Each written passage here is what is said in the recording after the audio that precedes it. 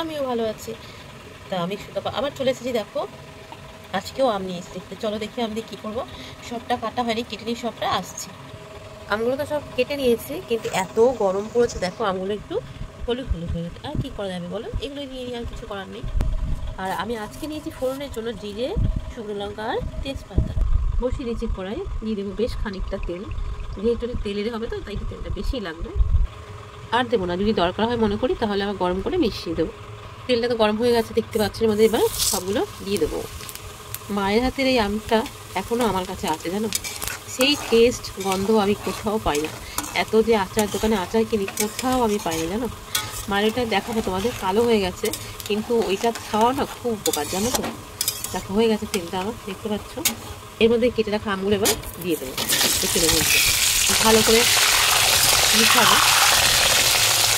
যেহেতু এটা আম তেল, অনেকেই দেখো দিয়ে দেবো পরিমাণ মতো লবণ। অনেকেই কী করে কাঁচা মেখে দেয়, ওটাও খেতে ভালো হয়, আমি এভাবে করি। দিয়ে দেবো হলুদ। যেহেতু মার কাছে এটা দেখে এসেছি করতে, তারপরে যেহেতু ছোটো থেকে এটা খাই, যেন আমার কাছে এটাই ভালো লাগে বেশি, জানো তো। এই দেখো ভালো করে তেলের মধ্যে ছাড়লাম। যেহেতু আম তেল তাই তেলের পরিমাণটা একটু বেশি লাগবে, তাই না। হয়ে গেছে, অনবরত নাড়তেই হবে, নাড়া ছাড়লে হবে না, নিয়েই যেতে হবে। আর এটাতে জিরের ফ্লেভারটাই বেশি ভালো লাগে। পাঁচফোড়নটাতে যেটা মিষ্টি গুঁড়ো করি সেটাতে পাঁচফোড়ন দিই। মাকে দেখতে মাও জিরে দিত, তাই জিরের গন্ধ একটু ভালো লাগে, তাই জিরে দিয়েই করছি, বুঝতে পারছো।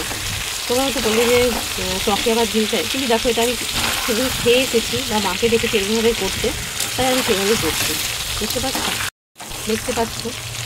আর এটা যেহেতু ঝালটা বেশি হবে, মাকে তো দেখতাম শিলে বাটতো, আমরা তো শিলে বাটি না, তা আমি এই তেলের করেই যাতে সুন্দর কষানো হয়ে যায়, তাই এরপরে দিয়ে দেবো কিছুটা শুকনো লঙ্কা।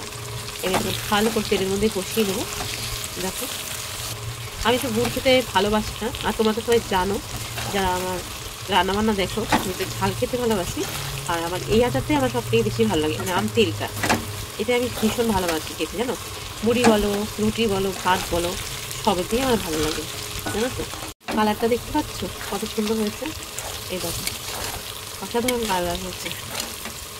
তেলেই খালি রান্না হবে, তেলেই সিদ্ধ হবে, তেলেই সব কিছু হবে। আমি আবার একটু এরকম করে করলাম, নরম হয়ে গেলে দেখো, বুঝেছি হয়ে এসেছে।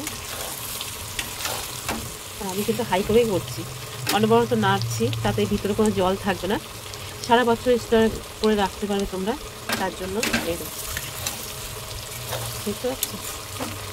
চলো এটা হতে থাক, ততক্ষণ একটা মশলা বানিয়ে নিই আমরা। তাহলে এবার করে দেবো মশলা, যে মশলাগুলো লাগবে আমার দেখো, মৌরি, জিরে, ধনে, লঙ্কা, তেজপাতা, এগুলো সব শুকনো খোলায় টেনে নেবো। তো চলো টেনে নিই। এই কড়াই তো গরম হয়ে গেছে, এবার সব মশলা একসাথে ঢেলে দেবো। দেখো এবার হালকা হালকা নেড়ে একটু ভেজে নিই ভালো করে, যতক্ষণ না মশলা থেকে গন্ধ বেরোয়, তাই না। এ দেখো দেখো শিলে করলে তো ভালো হতো, আমি মিক্সিতেই করবো, তো মিক্সিতে নিয়ে নিই। দেখো মিক্সি বাড়িতে সব নিয়ে নিচ্ছে, মশলাটা করে নেবো। দেখো খুলে নিই দেখি কেমন হয়েছে। ওয়াও খুব সুন্দর হয়েছে, দেখো দেখতে পাচ্ছ। মশলা দিয়ে এত সুন্দর গন্ধ বেরোচ্ছে জানো, যেন মনটা ভরে গেল। তো মশলা তোমার রেডি হয়ে গেছে, দেখতেই পাচ্ছ। এবার এর মধ্যে দিয়ে দেবো, যেহেতু আম তেল তাহলে মশলাটা বেশি দিতে হবে, কারণ এটা তো মশলাতে বেশি ভালো লাগবে, তার জন্য। দেখতে পাচ্ছ, এই দেখো মা তো মাই হয় বলো, মায়ের মতন যতই চেষ্টা করি সেরকম কি পারবো না। প্রত্যেকের মাই কিন্তু মায়ের মতন রান্না করে, আমি যেমন আমার ছেলেমেয়ের কাছে তার মায়ের মতন রান্না করি, সেরকম।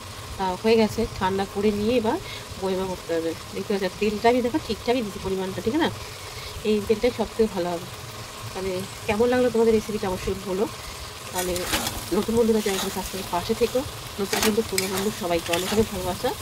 এইভাবে পাশে থাকো, তোমাকে এইভাবে বানাও অবশ্যই বলো। তাহলে এই মুহূর্তে আমি গ্যাসটাকে বন্ধ করে দেবো, ঠান্ডা করে বইমা করবো। সবাই সুস্থ থাকো, ভালো থাকো, দেখা হবে নতুন কোনো ভিডিওর সঙ্গে। এখন আসি, টাটা।